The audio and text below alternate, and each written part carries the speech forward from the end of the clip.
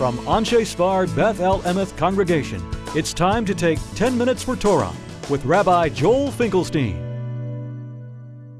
Welcome to our discussion of Parashat Naso, Beyond Prayer. If we look in our Parasha, many different sections, 6 sections of different legal passages. How is one related to the other? All kinds of interesting questions. But there's one section I'd like to focus on, and that's the section of Birkat Kohanim, the priestly blessings. The notion of the Kohanim getting up and giving a blessing to the masses, to the Jews. When does a person do that? Can a Kohen stand in front of an Israelite and say, "Oh, I'm a Kohen, here, let me give you a blessing," and put their hands on it? No, we don't seem to find that. That doesn't seem to be the method, how the rabbis interpreted what the Torah means by the priestly blessings in Parashat Naso. Birkat Kohanim seems to be done in the context of community, congregation, and it's done at the end of the services.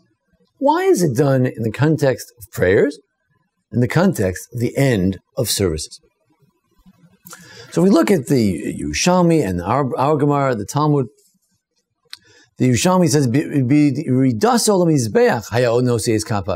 it's when he comes down from the altar, that's when he does the Nesiyas Kapayim, the lifting of the hands, the priestly blessings. The Gemara in Megillah, Daf Yud Ches Amud Aleph, 18a, says you might think that you do the Birkas Kohanim, the blessings of the priest, before the service. Lo sal gedatach. No, you should not think that, because it says he came down in Parsha Shmini. He came down from doing the Chatas and the Olah, and then he blessed the people. Aaron gave a blessing to the people only after coming down from doing the various offerings and services. In fact, the Rambam Maimonides, in the laws of the Nesiyat Kapayim, the laws of lifting of the hands, chapter 14, law 9, he says, how did they do the Birkas Kohanim, the blessings of the priests in the Holy Temple in Jerusalem? The Kohanim would go up to a higher point. After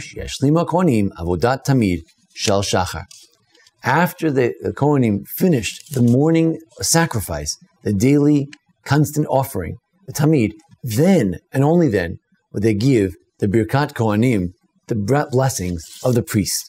So we see that classically in the ancient times and days of the dedication of the tabernacle in Parashat Shmini, in the beginning of the dedication ceremony, here in our Parsha, as they're about to dedicate the temple, we have the Birkat Kohanim, reflecting the end of the 7 days of dedication, the 8th day of dedication, and the beginning of the 12 days of Hanukkah, of dedicating the temple through the gifts of the 12 tribes.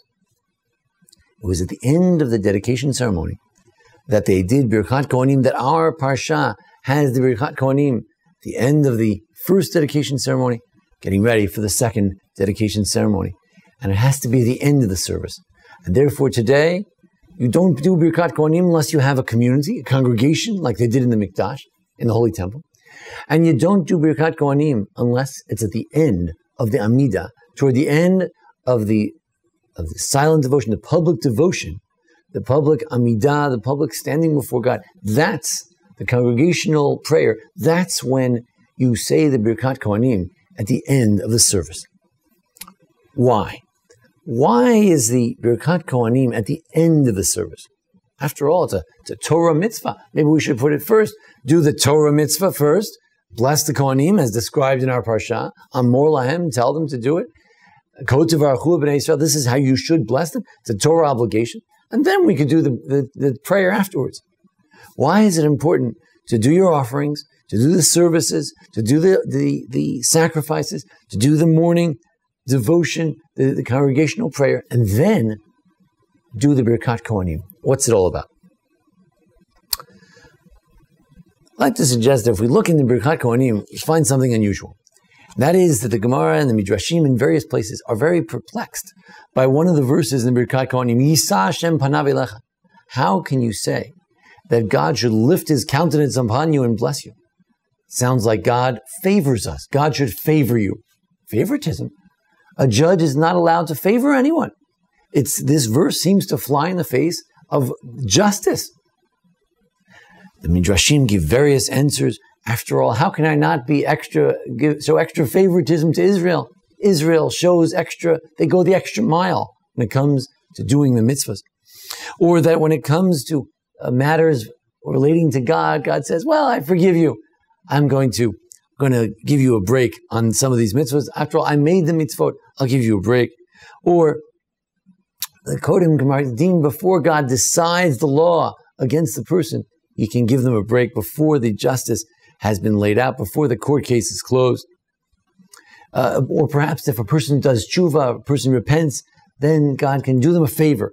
Even though they deserve punishment, God can waive the punishment. He can do us a favor. So if that's part of the essence of Birkat Kohanim, to give you a favor, to do something beyond the letter of the law for the Jewish people, now we can understand why it's always after the service and after the daily devotion.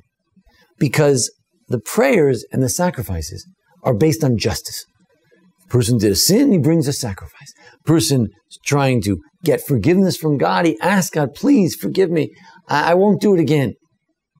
When it comes to Birkat Kohanim, at the end of the Amidah, we say, look, we've tried to approach you from the point of view of justice, my own deserving somehow, based on the merit of my ancestors, by my own heartfelt feelings, to deserve that you respond to my prayers. But now, as the service, be it in the temple or in our service today, comes to a close, we say, God, I don't know if I really merit to be answered in terms of any of the prayers I made to you today. But I ask you something else. I appeal to you in terms of Yisa Hashem Panav Elecha, in terms of asking a special favor. So at the end of the prayer, we say, God, if we haven't succeeded from the point of view of divine justice, we ask you to go beyond justice and do us a favor and give us forgiveness. That's Birkat Kohanim. That's why it's at the end. That's why it's in this Parsha, because it's before the 12 days of dedication, but after the 8 days of dedication in Parashat Shmini. It's at the end of that dedication. And then we ask God, look, we've set up a temple, a tabernacle, but we ask you, even if we don't deserve it, please grant us peace. And that's why we say in the end of the Amidah, when we reflect on the Birkat Kohanim, Tov yeh b'einecha, God, we ask that it be proper in your eyes. V'orech ramcha Yisrael, to bless your people Israel. V'chol eit v'chol sha'ah b'shlomecha. In all times and every second with your peace. Even if we don't deserve it, even if that moment seems like an undeserving moment, we ask you, God, to bless us at all times, no matter what, no matter who we are, what we do. Please, God, do us a favor and bless us with peace. I'd like to thank you for joining us today. The Anshe Sfar Beth Lameth congregation here in Memphis, Tennessee. I want to thank Jason Lefkowitz for making today's presentation possible. And join us again next week for our discussions of next week's Parsha. Have a good Shabbos and a good Yontif, Chag Sameach for Shavuot. This has been 10 Minutes for Torah with Rabbi Joel Finkelstein.